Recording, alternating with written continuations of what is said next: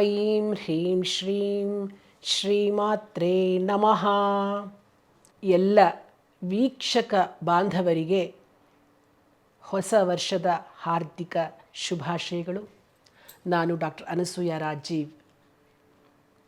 2026ನೇ ಇಸವಿ ಆಂಗ್ಲ ಹೊಸ ವರ್ಷದ ಶುಭಾಶಯಗಳನ್ನು ತಿಳಿಸ್ತಾ 12 ರಾಶಿಗಳ ಗೋಚಾರ ಫಲವನ್ನು ಹೇಳ್ತಿದ್ದೀನಿ.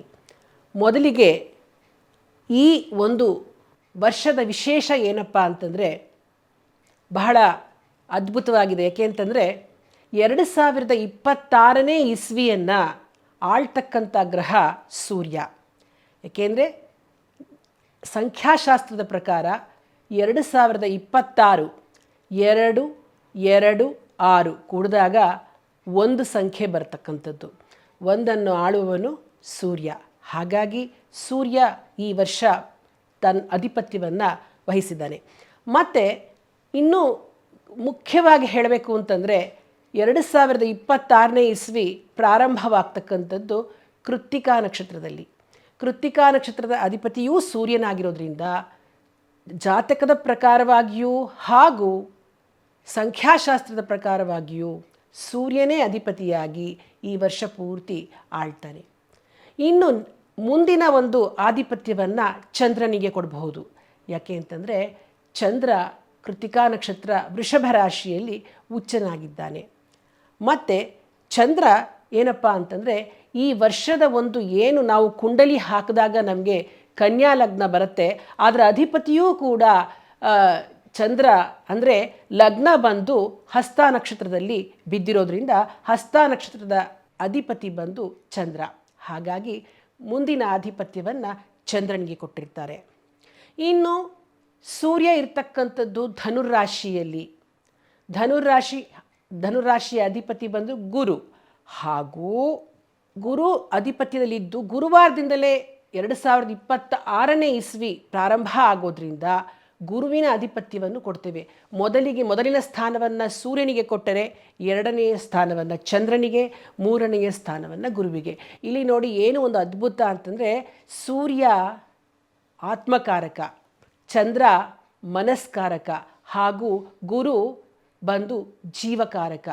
ಆತ್ಮ, ಮನಸ್ಸು, ಜೀವ ಪ್ರತಿಯೊಂದು ಒಟ್ಟಿಗೆ ಕೂಡಿರೋದ್ರಿಂದ ಈ ಒಂದು ವರ್ಷ ಎಲ್ಲರಿಗೂ ಅಭಿವೃದ್ಧಿಯತ್ತ ಆತ್ಮೋನ್ನತಿಯತ್ತ ಹೋಗಲಿಕ್ಕೆ ಬಹಳ ಅನುಕೂಲವಾಗಿರ್ತಕ್ಕಂತಹ ವರ್ಷ ಅಂತ ಹೇಳಬಹುದು. ಇನ್ನು ಈ ವರ್ಷದಲ್ಲಿ ಮುಖ್ಯವಾದ ಗ್ರಹಗಳು ಅಂತಂದರೆ ಗುರು, ಶನಿ ಹಾಗೂ ರಾಹು, ಕೇತು. ಯಾಕೆಂದರೆ ಇನ್ನು ಉಳಿದ ಎಲ್ಲ ಗ್ರಹಗಳು ತಿಂಗಳಿಗೆ ಒಂದು ಸರ್ತಿ ಬದಲಾವಣೆ ಹೋಗ್ತಾ ಇರತ್ತೆ. ಆದರೆ ಈ 3 ಗ್ರಹಗಳು ವರ್ಷ ಪೂರ್ತಿ ಇರತಕ್ಕಂಥದ್ದು. ಹಾಗಾಗಿ ಮೊದಲಿಗೆ ಗುರು ಈ ವರ್ಷದ ಒಂದು ಎಲ್ಲಿವರೆಗೆ ಅಂತಂದರೆ ಜೂನ್ 1ನೇ ತಾರೀಕು ತನಕ, 2026 ಜೂನ್ 1ನೇ ತಾರೀಕು ತನಕ ಗುರು ಮಿಥುನದಲ್ಲೇ ಇರ್ತಾನೆ. ನಂತರ ಕಟಕ ರಾಶಿಗೆ ಪ್ರವೇಶ ಮಾಡ್ತಾನೆ. ಅಕ್ಟೋಬರ್ 31 ತನಕ ಅವನು ಕಟಕ ರಾಶಿಯಲ್ಲೇ ಇದ್ದು ನಂತರ ಸಿಂಹರಾಶಿಗೆ ಪ್ರವೇಶ ಮಾಡಿ ವರ್ಷಾಂತ್ಯದವರೆಗೂ ಗುರು ಸಿಂಹರಾಶಿಯಲ್ಲಿಯೇ ಇರ್ತಾನೆ. ಇನ್ನು ರಾಹು ವರ್ಷ ಪೂರ್ತಿ ಕುಂಭರಾಶಿಯಲ್ಲಿಯೇ ಇದ್ದು ಡಿಸೆಂಬರ್ 5ನೇ ತಾರೀಕು ಅವನು ಕುಂಭದಿಂದ ಮಕರಕ್ಕೆ ಹೋಗ್ತಾನೆ. ಕೇತು ಡಿಸೆಂಬರ್ 5ನೇ ತಾರೀಕಿಗೆ ಅವನು ಕಟಕಕ್ಕೆ ಬರ್ತಾನೆ. ಇನ್ನು ಶನಿ ವರ್ಷ ಪೂರ್ತಿ ಮೀನರಾಶಿಯಲ್ಲಿಯೇ ಸಂಚಾರ ಮಾಡ್ತಾನೆ. ಈ ವರ್ಷದಲ್ಲಿ ಸಂಭವಿಸ್ತಕ್ಕಂತಹ ಗ್ರಹಣಗಳು ಬಂದು 4 ಗ್ರಹಣಗಳು ಸಂಭವಿಸುತ್ತೆ. ಅದರಲ್ಲಿ 17ನೇ ತಾರೀಕು ಫೆಬ್ರವರಿ ಒಂದು ಗ್ರಹಣ ಬರ್ತಕ್ಕಂಥದ್ದು. ಅದು ಅಮಾವಾಸ್ಯೆಯಿಂದ ಆಗ್ತಕ್ಕಂತಹ ಸೂರ್ಯಗ್ರಹಣ. ಅದು ಕಣ್ಣಿಗೆ ಕಾಣದೇ ಇರೋದ್ರ ಕಾರಣ ಅದು ನಮ್ಮ ಭಾರತದಲ್ಲಿ ಗೋಚರ ಆಗೋದಿಲ್ಲ. ಇನ್ನು ಮಾರ್ಚ್ 3ನೇ ತಾರೀಕು ಚಂದ್ರಗ್ರಹಣ ನಮ್ಮ ಕಣ್ಣಿಗೆ ಗೋಚರವಾಗೋದ್ರಿಂದ ಆ ಗ್ರಹಣನ ಆಚರಣೆ ಮಾಡಬೇಕಾಗುತ್ತೆ. ಆಗಸ್ಟ್ 12ನೇ ತಾರೀಕು ಒಂದು ಗ್ರಹಣ ಬರುತ್ತೆ, ಸೂರ್ಯಗ್ರಹಣ. ಮತ್ತು ಆಗಸ್ಟ್ 28 ಚಂದ್ರಗ್ರಹಣ ಇದೆ. ಆದರೆ ಅವೆರಡೂ ಗ್ರಹಣಗಳು ಕಣ್ಣಿಗೆ ಗೋಚರ ಆಗದೇ ಇರುವ ಕಾರಣ ಅದನ್ನು ಆಚರಣೆ ಮಾಡುವ ಹಾಗೆ ಇಲ್ಲ.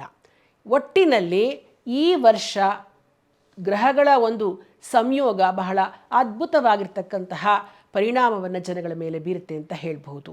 ನಾನು 12 ರಾಶಿಗಳಿಗೆ ರಾಶಿ ಭವಿಷ್ಯವನ್ನು ಹೇಳ್ತೇನೆ. ಅದರಲ್ಲಿ ಕೆಲವು ಕೆಟ್ಟದಿದ್ದರೆ ಫಲಗಳು ಅದಕ್ಕೆ ಯಾರು ಭಯಪಡಬೇಕಾಗಿಲ್ಲ.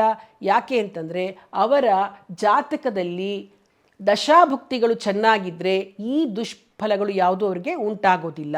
ಮತ್ತು ನಾನು ಹೇಳೋ ಪರಿಹಾರಗಳನ್ನು ಮಾಡಿಕೊಂಡ್ರೆ ಖಂಡಿತವಾಗಿಯೂ ಯಾವ ಕೆಟ್ಟ ಪರಿಣಾಮಗಳು ಉಂಟಾಗೋದಿಲ್ಲ. ಧನ್ಯವಾದಗಳು.